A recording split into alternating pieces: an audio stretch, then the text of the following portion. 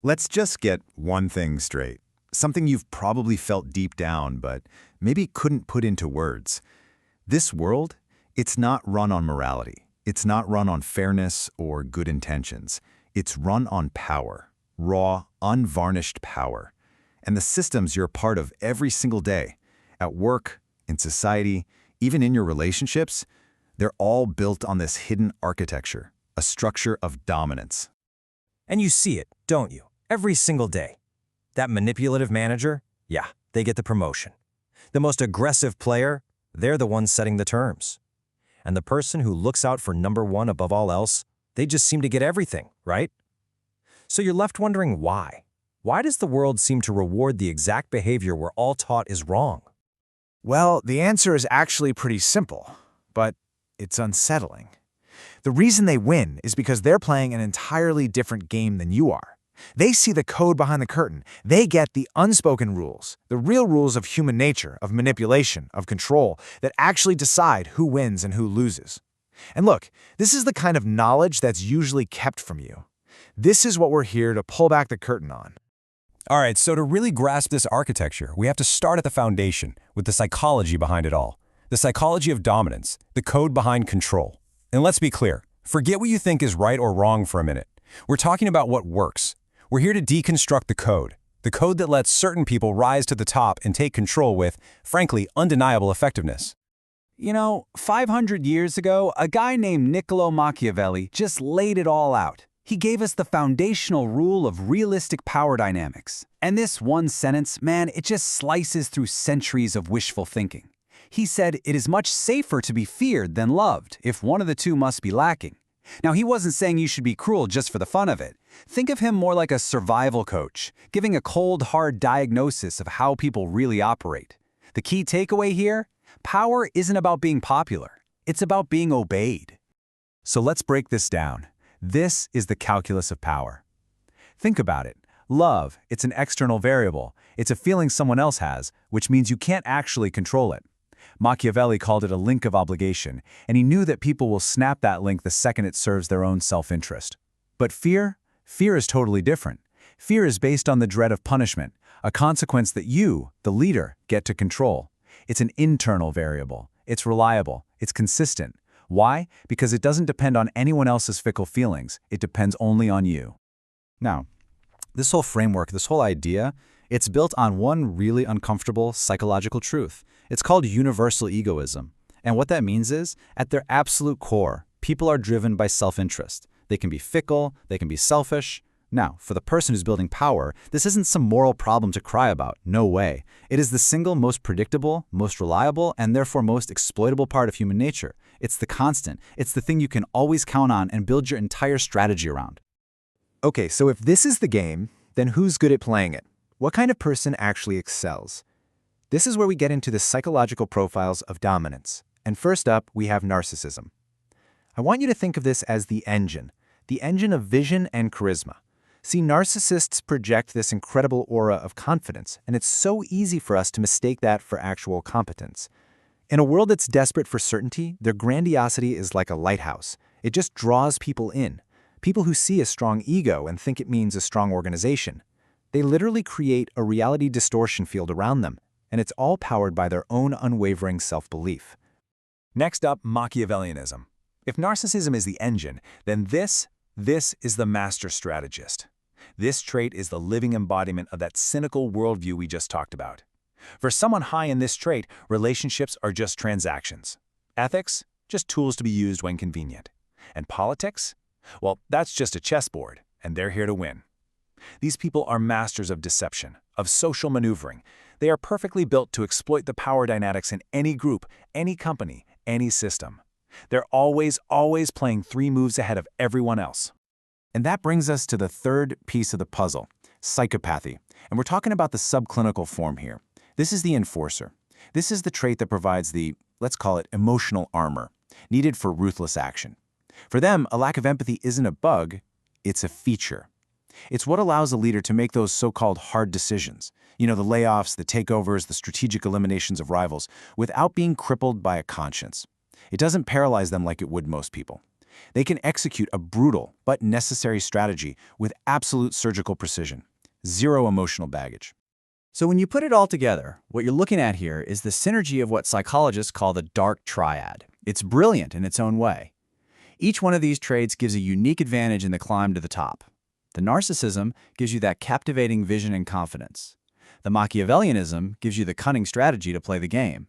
And the psychopathy gives you the emotional toughness to execute the plan without flinching. Together, man, they form one of the most potent psychological toolkits for achieving dominance. So you have to ask, why do our systems seem to actively promote people like this? Well, it's because our systems are fundamentally flawed.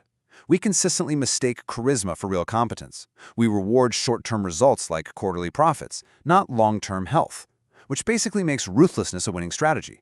And then, when a crisis hits, what do we all scream for? A strong leader. And who looks strongest?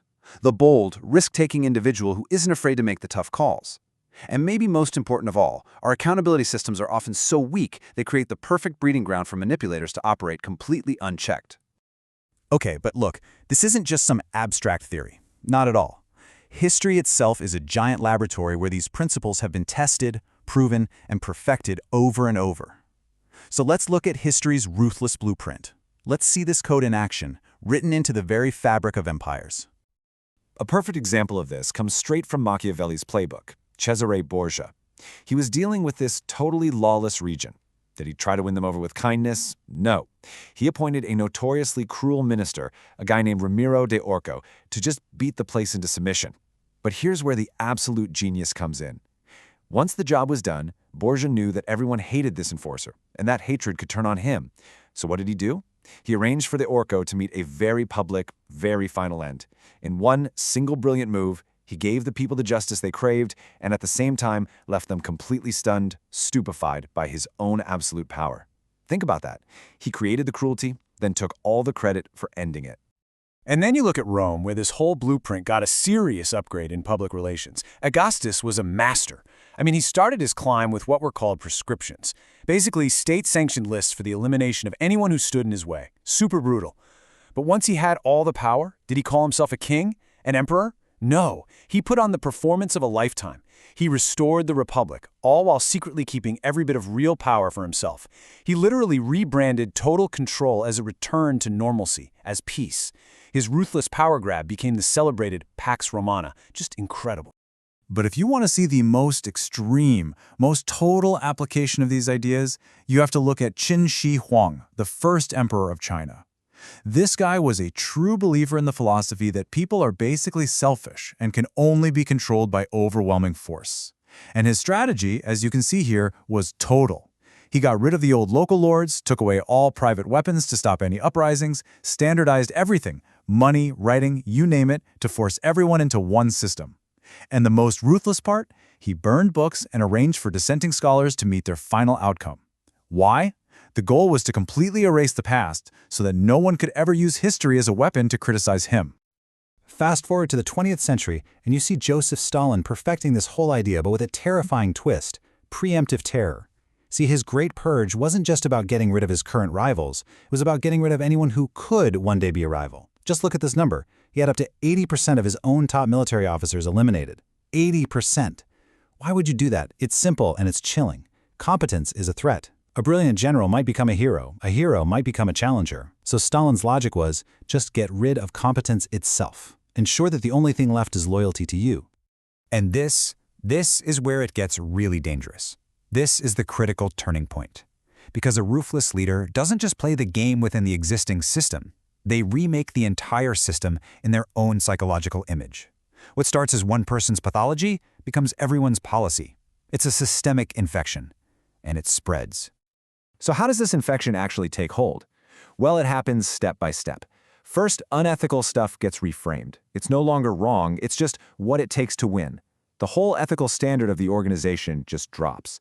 Then, dissent becomes career-ending, so people learn really fast to just shut up and agree. This creates a culture of fear, where the only people who get promoted are the yes-men, the sycophants. Real relationships get replaced by these flimsy alliances of convenience. And before you know it, the leader's own twisted worldview, whether it's paranoid or grandiose, it's not just in their head anymore. It becomes the literal operational reality for every single person in that system.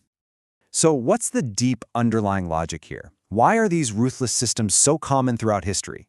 Well, the answer comes from social science, from something called the collective action problem. The basic idea is that rational, self-interested people, well, they usually won't act together to achieve a common goal. Think about it. It's like a group project in school. Why would you do all the work if you can just free ride on everyone else's effort and still get the same grade? And this leads us to the final, really uncomfortable truth of this whole thing.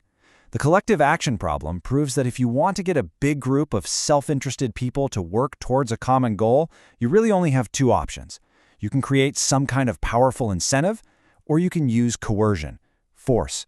And since creating a perfect system of incentives is incredibly hard, it basically never happens, coercion often becomes the default. It's the most direct, most efficient way to get things done. This is why ruthless systems don't just exist, they persist. Because on a purely functional level, they solve the fundamental problem of getting selfish people to cooperate. Okay, so we've dissected the psychology. We've walked through the historical blueprint. We've uncovered the deep systemic logic. And all of this knowledge, it brings you to a crossroads, the choice you must make. Because now, you can't pretend you don't know. You can't plead ignorance about the game being played all around you. You see the architecture now. So the question is no longer, why do the ruthless win? The question is now about you. You have the blueprint. So what are you going to build with it? Are you going to use it to defend yourself, to compete, to maybe build something better? Or are you just going to stay a pawn in somebody else's game?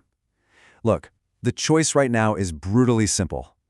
You can click away and go back to living in ignorance, or you can hit that subscribe button and make a commitment to seeing reality exactly as it is. Join the movement of people who choose to be aware.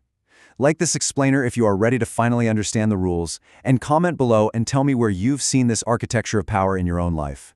The choice is yours. It's time to make it.